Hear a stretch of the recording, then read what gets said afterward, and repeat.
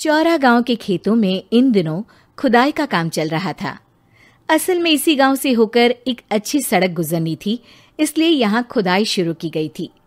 अचानक एक दिन खुदाई करने वाली मशीन से कुछ टकराता है। बाद में जब खोजबीन की जाती है तो वहां से 2 कंकाल मिलते हैं। पुलिस गांव के लोगों से पूछताछ शुरू करती है। आप लोगों को क्या लगता है ये किसके कंकाल हो सकते हैं? अरे साहब, हमें क्या पता ये किसके कंकाल है, आप ही लोग पता लगाइए, हम लोग तो बहुत ज्यादा डरे हुए हैं। हाँ, हमारी फॉरेंसिक टीम अभी आ रही है। ये बताओ कि इस गांव के रहने वाला कोई जोड़ा गायब तो नहीं ना? क्योंकि शुरुआती जांच में तो ये बात सामने आ रही है कि एक कंकाल किसी पुरुष का है तो एक किसी महिला का। साहब, हमें तो बहुत डर लग रहा है। ऐसे कंकाल मिलने का मतलब गांव के आसपास ही किसी की हत्या हुई है या फिर किसी को जलाकर मार डाला गया है। हाँ साहब, हम अपने परिवार को लेकर बहुत ही ज्यादा परेशान हैं। देखिए, आप लोगों की परेशानी हम समझ सकते हैं, लेकिन आप लोगों को पुलिस का सहयोग करना होगा, क्योंकि आपके सहयोग के बगैर हम ये पता नहीं लगा सकते हैं कि आखिर ये किसके कंकाल है और इनकी हत्या किसने की। ठीक है साहब, गांव के लोग आपका पूरा सहयोग करेंगे। हाँ साहब, पूरा सहयोग करेंगे। तो फिर ठीक है, हम अपनी जांच शुरू कर देते हैं। कुछ दिन बाद जांच रिपोर्ट आ जाती है। पता चलता है कि ये कंकाल करीब 20 साल पुराने हैं, यानी 20 साल पहले किसी जोड़े की हत्या कर शव को यहाँ पर दबा दिया गया था। इंस्पेक्टर राघव, ये बताओ कि 20 साल पहले की मर्डर मिस्ट्री क्या अब सुलझ सकती है? हाँ सर, क्यों नहीं, लेकिन अब सबूत और गवाह काफी मिट गए होंगे। मुश्किल तो होगी, लेकिन शायद किसी परिवार को इंसाफ मिल सके। इंस्पेक्टर राघव, आप बिल्कुल सही कह रहे हैं।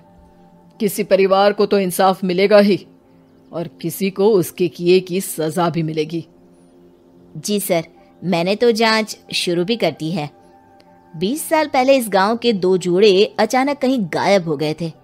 मैंने दोनों ही परिवारों के बाकी के सदस्यों से बातचीत शुरू की तो उन्होंने बताया कि उनके बच्चे शहर गए थे, लेकिन आज तक वापस नहीं लौटे हैं।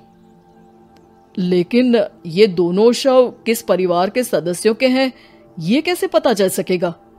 सर, मैंने डीएनए टेस्ट करवा लिया है। आज शाम तक इसकी रिपोर्ट भी आ जाएगी। अच्छा, ठीक है। उसी शाम को सर, डीएनए रिपोर्ट के मुताबिक ये दोनों ही लाशें चौरा गांव के रहने वाले प्रधान सुल्तान सिंह के बेटे और बहू की है। लेकिन इनकी हत्याएं किसने की है, ये कैसे पता लगेगा? इसी का तो पता लगाने की कोशिश में जुटा हूँ सर। आज सुल्तान सिंह से मिलने भी जा रहा हूँ।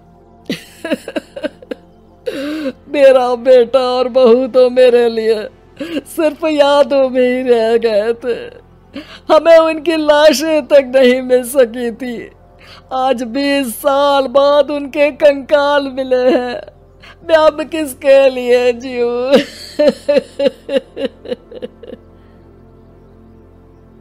लेकिन सर, क्या आपकी किसी से कोई दुश्मनी थी?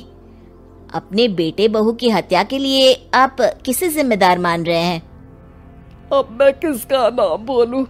मेरी तो किसी से दुश्मनी नहीं थी, बस मेरे बेटे बहू को कोई वापस ला पाता।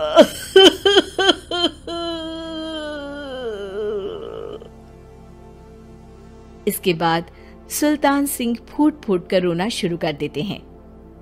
सर, अब आप इनका अंतिम संस्कार करवा सकते हैं। कम से कम इनका शरीर ना सही, इनका कंकाल तो आपको मिला है। लेकिन हाँ, अगर आपको कुछ भी याद आए तो जरूर बताइएगा। मेरी तो बेटा अब उम्र हो गई है, लेकिन मेरे बेटे और बहू के हत्यारों का जरूर पता लगाइएगा, क्योंकि जब तक हत्यारे पकड़े नहीं जाएंगे मेरा मन नहीं मानेगा। सर, हमारी पूरी कोशिश रहेगी हत्यारे को पकड़ने की।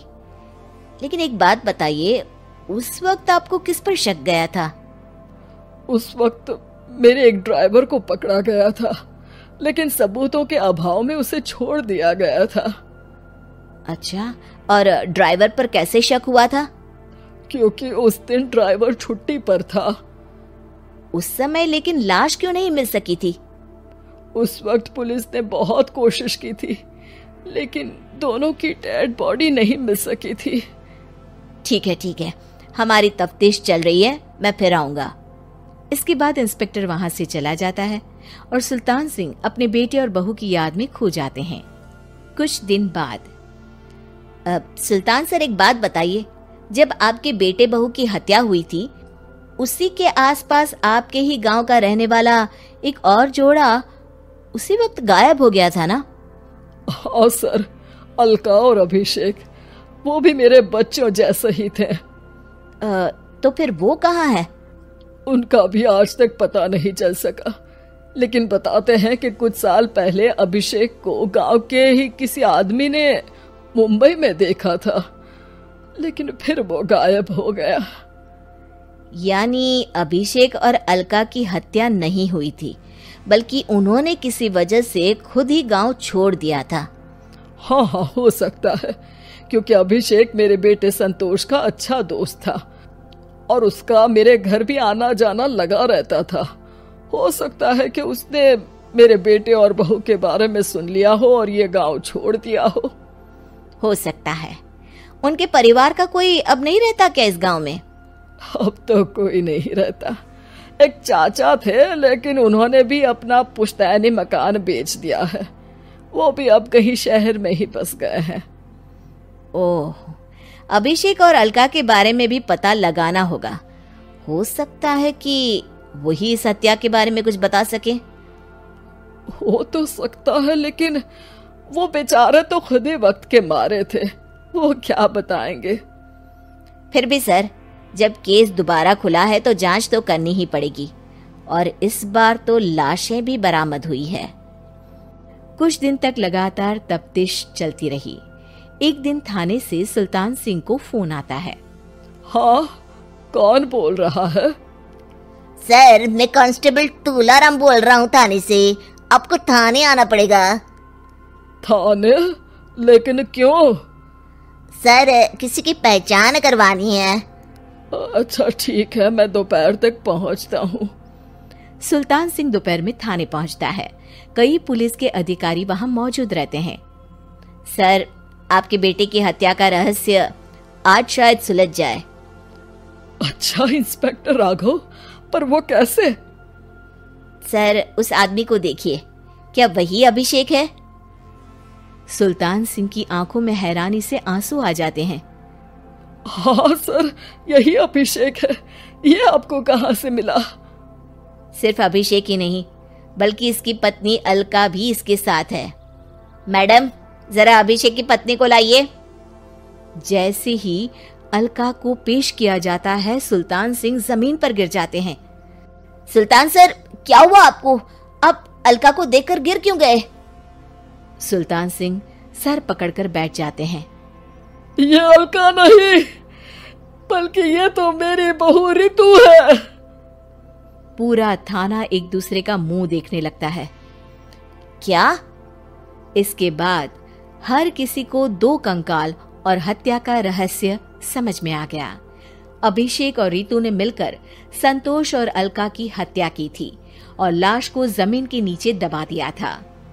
आज 20 साल बाद इस हत्या का रहस्य खुल सका था कि अवैध प्रेम संबंध में दो मासूमों की जान गई थी।